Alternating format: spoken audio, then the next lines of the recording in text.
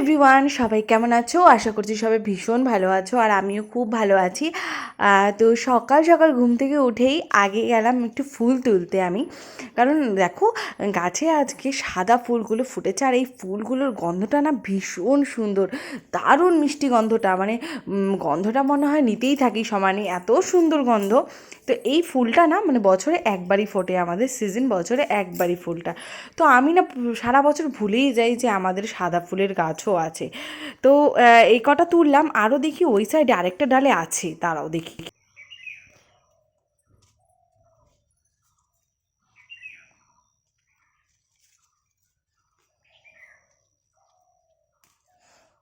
আগের পেস্টটা শেষ হয়ে গেছে, তাই পেস্টটা হাতে নিয়ে চলে গেলাম ব্রাশ করতে। আর আমার কলগেটের এই ম্যাক্স ফ্রেশ এই পেস্টটা ছাড়া না ব্রাশ করে মানে ফ্রেশই লাগে না। তো আর তারপরে এসে ঘরটার গুছিয়ে দিয়ে এদিকে এই জানলাটা আজকে একটু খুললাম। আমাদের এই স্লাইডারটা খোলাই হয় না বেশিরভাগ দিন, তো আর মানে কাজটাও অনেক দিন পরিষ্কার করা হয় না, তো সেই জন্য এটাকে খুলে নিলাম। মাঝখানে অনেক দিন ভিডিও দেওয়া হয়নি, তো বেশ কিছুদিন দেওয়া হয়নি আর কি। তো আজকে ভাবলাম আজকে সকাল সকাল ভিডিওটা শুরু করি, ব্লগটা শুরু করি সকাল থেকে। তো আজকে সকাল থেকে তোমাদেরকে সাথে নিয়ে ব্লগটা শুরু করলাম। তো আশা করছি তোমাদের ভীষণ ভালো লাগবে, স্কিপ না করে পুরো ভিডিওটা দেখতে থাকো।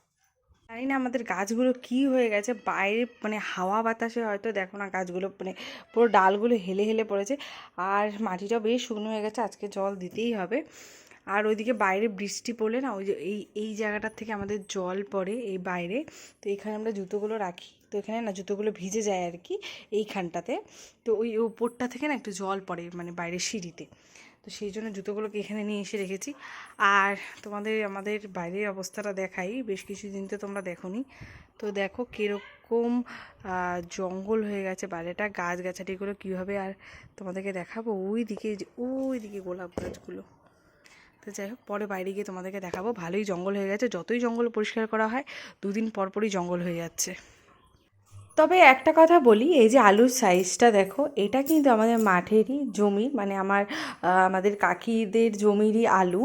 তো এবার কিন্তু জমির ওখানে যাওয়া হয়নি আমাদের, কিন্তু আগের বছর কিন্তু প্রথম আমার ভিডিও শুরুই আলুর তোলার ভিডিও দিয়ে।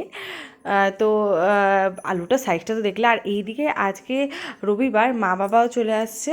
আর বাবা না আমার জন্য টিফিন বক্সে একটু ওখানে পুজো হয়েছিল, কালী পুজো, তো সেখান থেকে কালী পুজো বাড়ি গেছিলো, প্রসাদ থেকে প্রসাদ নিয়ে এসেছিলো, তো ওই প্রসাদটা আমার জন্য একটু নিয়ে এসেছিলো, মানে আমাদের দুজনের জন্য।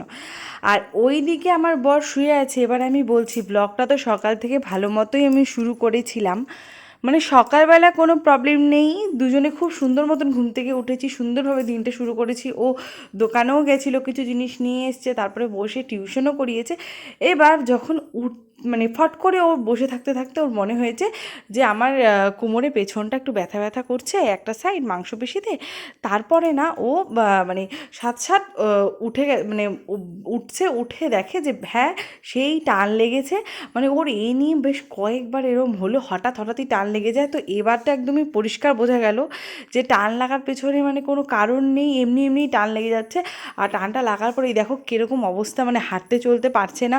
শুয়েছিল এতক্ষণ, মানে শুয়োয়ার থেকে আমি জোর করে বললাম যে না একটু ওঠো, উঠতে ওর লাগলো মিনিমাম আধা ঘন্টা লাগলো। তো কিচ্ছু করতে পারছে না, বসতেও পারছে না সোজা হয়ে, এইরকম অবস্থা হয়ে গেছে। স্নান টান করে আমাদের খাওয়া দাওয়া হয়ে গেছে, মা বাবাও খেয়ে নিচ্ছে। আর কি বলবো, মানে আজকে সারাদিন আমার বর কিচ্ছু করতে পারেনি, ওঠা বসা খাওয়া, দাঁড়িয়ে দাঁড়িয়ে খেয়েছে, সব কিছুই আমি করে দিয়েছি। তো আমি ব্লগটা শুরু করেছি বলে ব্লগটা সত্যি কমপ্লিট করলাম, নাহলে আজকে আমার ব্লগটা করাই মানে হতো না, আমি আর করতাম না ব্লগটা।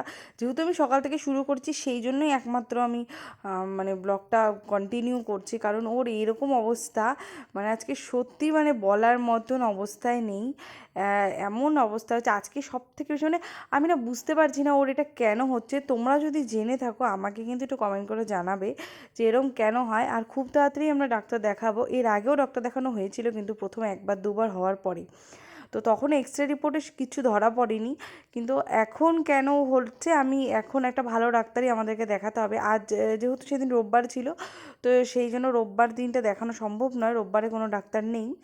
তো যাই হোক, ডাক্তারটা অতি অবশ্যই দেখিয়ে নিতে হবে যে কিসের জন্য এই প্রবলেমটা হচ্ছে। মানে এমন অবস্থা না যে সব কিছু বন্ধ হয়ে যায়, কোনো প্ল্যান থাকুক, কোথাও ঘোরা থাকুক, কাজ থাকুক, সমস্ত কিছু বন্ধ হয়ে যায়।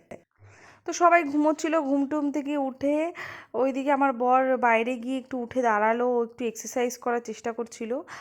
আর এদিকে পপ ছিল ঘরে, আর এই যে এগুলো সব বেকারির থেকে আমার বর আগের দিন নিয়ে এসেছিলো, এটা খেতে খুব ভালো।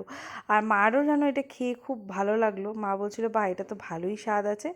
তারপরে আমি দুটো ভাবলাম, আমি আমি ভেবেছি যে না আমি চাটা খাবো না, তো আমি আমার ভুট্টা আনা ছিল, বাবাও 4টে ভুট্টা এনেছে, আগের দিন আমার বড় 2টো ভুট্টা এনেছে, ভুট্টা যেহেতু আমি খেতে এত ভালোবাসি, তো সেই জন্য ভুট্টাটা আমি ছিলে নিচ্ছিলাম। ভুট্টাটা এই ছোলাটাও আমার ভীষণ আলসি লাগে আর কি, এত জোরে জোরে টান মারতে হয় না।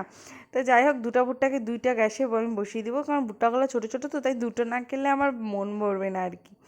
তো এই ভুট্টাটাকে আমি বাড়িতে একটু লবণ দিয়ে, একটু লঙ্কা দিয়ে, আর হচ্ছে একটু লেবু দিয়ে আমি এটাকে ভালো মতন করি, ঘষে নিই, যেরকমভাবে আর কি দোকানে করে। তো 2টো গ্যাসের মধ্যে, 2টো ওভেনের মধ্যে 2টোকে বসিয়ে তো ভালো করে আমি এটাকে মানে করে নেবো আর কি। ভুট্টাটা আমি খাচ্ছিলাম ঠিকই, কিন্তু আমার একদম ভালো লাগেনি, পরে আমি মানে খেতে পারিনি, কারণ সত্যি সেদিনকে না এত খারাপ লাগছিল মনটা, যে মানে আমার তার মধ্যে এত কাশিও হয়েছিল। আর ওইদিকে আমার বরের এরকম হয়েছে, বেশ কয়েকবার এরকম হলো, এটা নিয়ে একটা দুশ্চিন্তাও হচ্ছিল মনে, যে কী না কী হবে। সবাই বলছিল এই ভালো ডাক্তার দেখা, এই কর সেই কর, অন্য কিছু কর, এমআরআই কর, তাহলে হয়তো সব কিছু তাহলে হয়তো ধরা পড়বে। তো যাই হোক বন্ধুরা, তোমরাও যদি কিছু জেনে থাকো আমায় জানিও, আর ডাক্তার দেখিয়ে তোমাদেরকে আমি অবশ্যই জানাবো কী বললো। ওইদিকে মা বাবা বাড়ি চলে যাবে, এদিকে আমার বরের সাইকেলটা বাইরে ছিল, তাই জন্য বাবা তুলে দিয়ে গেল, কারণ ওর পক্ষে তো আজকে একদমই তোলা সম্ভব নয়। তো বাবা বললো যে দাঁড়া আমি সাইকেলটা তুলে দিয়ে এই যে চাবিটা রেখে দিয়ে যাই, তাই বাবাকে আমি দেখালাম চাবিটাকে এখানে রাখো, তাহলে এটা পরে খুঁজে পেতে সুবিধা হবে, নাহলে ছোটো জিনিস তো কোথায় না কোথায় চলে যায়, পরে হয়ে যায় তাড়াহুড়া। তো মা বাবাও চলে যাচ্ছিলো, আর ওকে দেখো, ওর তো আজকে বেরিয়ে যে মা বাবাকে বাই করবে সেটারও মানে অবস্থা নেই। তো আমি মা বাবাকে বাইরে ছেড়ে দিলাম। তো বন্ধুরা, ভিডিওটা কেমন লাগলো কমেন্ট করে জানাতে একদম ভুলবে না। দেখা হচ্ছে পরে একটা ভিডিও।